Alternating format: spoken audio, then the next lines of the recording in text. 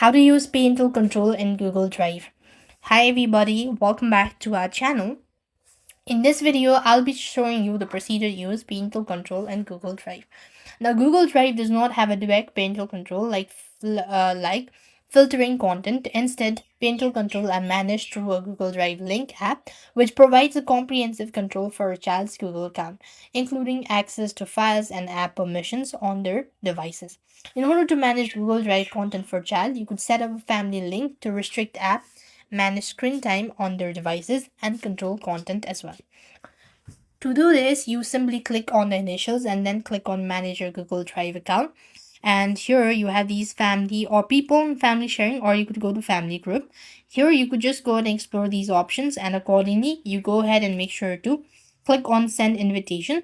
And when you send invitation, you have to enter in the email address of your child, and then you have to use it. So this way you'll be able to use parental control. I hope the video was helpful. Make sure to like, share, and subscribe. Thank you for watching. See you in the next video.